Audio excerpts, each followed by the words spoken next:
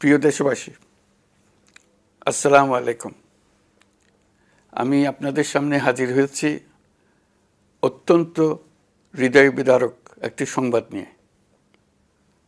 সিঙ্গাপুরে চিকিৎসাধীন জুলাই গণঅভ্যুত্থানের সম্মুখভাগের অকুতোভয় যোদ্ধা ও ইনকলাব মঞ্চের মুখপাত্র শরীফ ওসমান হাদী আর আমাদের মাঝে নেই। ইন্না লিল্লাহি ওয়া ইন্না ইলাইহি রাজিউন। কিছুক্ষণ আগে সিঙ্গাপুরের পররাষ্ট্রমন্ত্রী ভিভিয়ান বালাকৃষ্ণন আমাকে টেলিফোনে এই হৃদয় বিদারক সংবাদটি জানিয়েছেন। ফেসিবাদ ও আধিপত্যবাদ বিরোধী সংগ্রামের এই অমর সৈনিককে মহান রাব্বুল আলামিন শহীদ হিসেবে কবুল করুন, এই দোয়া করি। আমরা সবাই মিলে এই দোয়া করি। শরীফ ওসমান হাদীর এই অকাল মৃত্যুতে আমি গভীর শোক ও দুঃখ প্রকাশ করছি। তার প্রয়াণ দেশের রাজনৈতিক ও গণতান্ত্রিক পরিসরে এক অপূরণীয় ক্ষতি।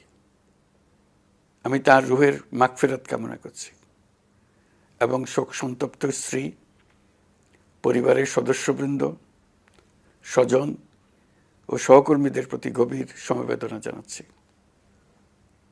শহীদ ওসমান হাদীর স্ত্রী ও একমাত্র সন্তানের দায়িত্ব সরকার গ্রহণ করবে।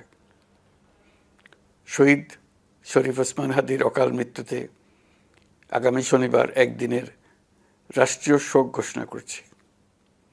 এই উপলক্ষে শনিবার দেশের সব সরকারি, আধা সরকারি, স্বায়ত্তশাসিত প্রতিষ্ঠান, শিক্ষা প্রতিষ্ঠান সহ সরকারি বেসরকারি ভবন এবং বিদেশে বাংলাদেশ মিশনগুলোতে জাতীয় পতাকা অর্ধনমিত থাকবে।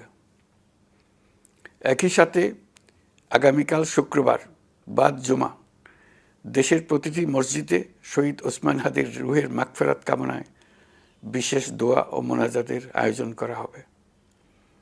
আপনারা তাতে শরিক হন। অন্যান্য ধর্মের উপাসনালয়গুলোতেও আয়োজন হবে বিশেষ প্রার্থনার। আমি বিশেষ কৃতজ্ঞতা জানাই সিঙ্গাপুর সরকারের প্রতি। তারা হাদীর চিকিৎসা অত্যন্ত আন্তরিকতা ও পেশাদারিত্ব দেখিয়েছেন। বিশেষ করে সিঙ্গাপুরের পররাষ্ট্রমন্ত্রী ভিভিয়ান বালাকৃষ্ণন, যিনি একই সঙ্গে একজন বিশিষ্ট চিকিৎসক, তার প্রতিও তিনি নিজে হাদীর পরিচর্যা করেছেন, আমাকে নিয়মিত চিকিৎসা সম্পর্কে খোঁজখবর দিয়েছেন। এই নৃশংস হত্যাকাণ্ডের সঙ্গে জড়িত সকল অপরাধীকে দ্রুত আইনের আওতায় আনা হবে এবং তাদের বিরুদ্ধে সর্বোচ্চ শাস্তি নিশ্চিত করা হবে। এই বিষয়ে কোনো ধরনের শৈথিল্য দেখানো হবে না। বিপ্লবী রক্তে উজ্জীবিত এই তরুণ নেতা ওসমান হাদী ছিলেন প্রতিবাদের অনন্য প্রতীক। তার কর্মের মধ্য দিয়ে তিনি শুধু প্রতিবাদ নয়, দেশপ্রেম, ধৈর্য ও দৃঢ়তার অনন্য দৃষ্টান্ত রেখে গেছেন। আমি দেশের সকল নাগরিকের প্রতি আন্তরিক আহ্বান জানাচ্ছি, আপনারা ধৈর্য ও সংযম বজায় রাখুন। আইনশৃঙ্খলা রক্ষাকারী বাহিনী ও সংশ্লিষ্ট সংস্থাগুলোকে পেশাদারিত্বের সঙ্গে তদন্ত কার্যক্রম পরিচালনা করে সুযোগ দিন। রাষ্ট্র আইনের শাসন প্রতিষ্ঠায় সম্পূর্ণরূপে প্রতিশ্রুতিবদ্ধ। আমি আবারও স্পষ্টভাবে বলতে চাই, ওসমান হাদী ছিলেন পরাজিত শক্তি ফ্যাসিস্ট সন্ত্রাসীদের শত্রু। তার কণ্ঠ স্তব্ধ করে বিপ্লবীদের ভয় দেখানোর অপচেষ্টা সম্পূর্ণভাবে ব্যর্থ করে দেন। ভয়, সন্ত্রাস কিংবা রক্তপাতের মাধ্যমে এদেশের গণতান্ত্রিক অগ্রযাত্রা কেউ থামাতে পারবে না। আমরা এখন গণতান্ত্রিক উত্তরণের চূড়ান্ত পর্যায়ে উপনীত হয়েছি। শহীদ হাদী ছিলেন এই প্রক্রিয়ার অবিচ্ছেদ্য অংশ। তার একান্ত ইচ্ছা ছিল আসন্ন নির্বাচনে প্রতিদ্বন্দ্বিতা করে নতুন বাংলাদেশ বিনির্মাণের পরবর্তী ধাপে সক্রিয় ভূমিকা রাখা। অত্যন্ত দুঃখের বিষয়, তার এই মহতী ইচ্ছা অপূর্ণ রয়ে গেল। তার স্বপ্ন বাস্তবায়নের দায় আজ সমগ্র জাতির কাঁধে ন্যস্ত। আগামী দিনগুলোতে আমাদের সবাইকে ধৈর্য, সংযম, সাহস ও দূরদর্শিতার সঙ্গে এগিয়ে যেতে হবে, যাতে নির্বাচন ও গণতন্ত্রের শত্রু ফ্যাসিস্ট সন্ত্রাসী অপশক্তিকে চূড়ান্তভাবে পরাজিত করা যায়। এই শোকের মুহূর্তে আসুন আমরা শহীদ শরীফ ওসমান হাদির আদর্শ ও ত্যাগকে শক্তিতে পরিণত করি,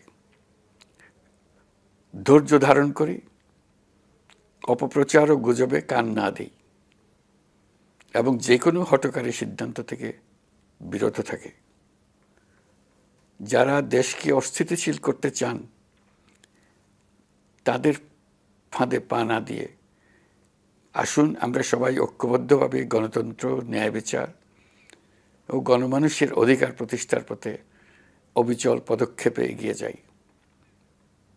এটাই হবে শহীদ হাদির প্রতি আমাদের প্রকৃত শ্রদ্ধা। আল্লাহ হাফিজ। বাংলাদেশ চাইলে যদি মৃত্যুবরণ করতে হয়, আর কত রক্ত দেবে আমাদের সন্তানেরা? আর সহ্য করার ক্ষমতা আমাদের নাই। আমাদের সন্তানদের বাঁচতে দিন। ইনসাফের বাংলাদেশ গায়েব হোক। আমরা আর সহ্য করতে পারি না। প্রশাসনের কাছে, সবার কাছে একটাই মাত্র অনুরোধ, আমাদের বাচ্চাদের বাঁচতে দিন, আমাদের ইনসাফের বাংলাদেশ দিন। কথা বলার শক্তি আমার নাই, আমার চোখ পড়ে যাচ্ছে, আমি সহ্য করার শক্তি আমাদের নাই। আমাদের বাচ্চাদের বাঁচতে দিন। প্রশাসন সজাগ হবে কবে? আর কত মৃত্যু আমার বাচ্চাদের দেখতে হবে?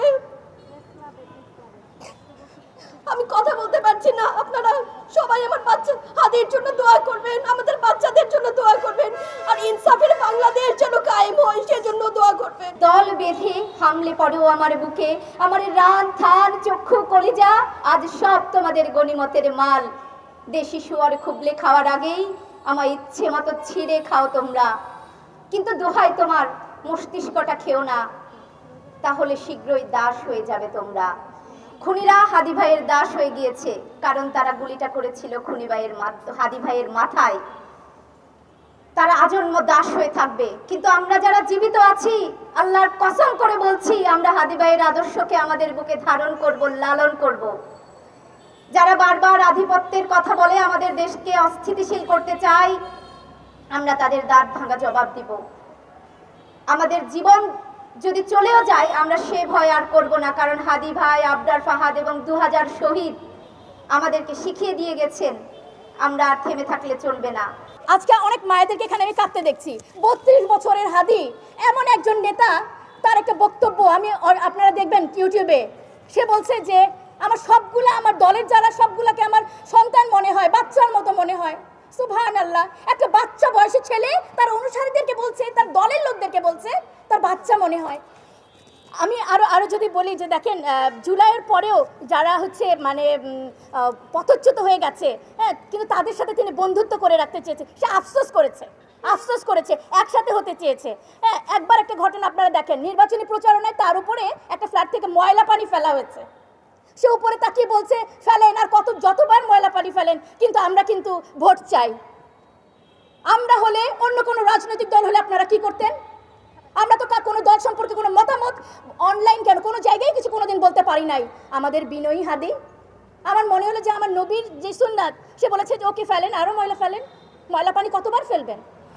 আমি আসলে বলে মনে হয় শেষ করতে পারবো না। দেখেন যে আমরা তাকে যে মুসলিম, আমি তাকে কেন বলছি, সে যখন ডক্টর জাকির নায়েক আসার কথা ছিল, আপনাদের নিশ্চয়ই মনে আছে, তাকে আসার পারমিশনটা দেওয়া হলো না।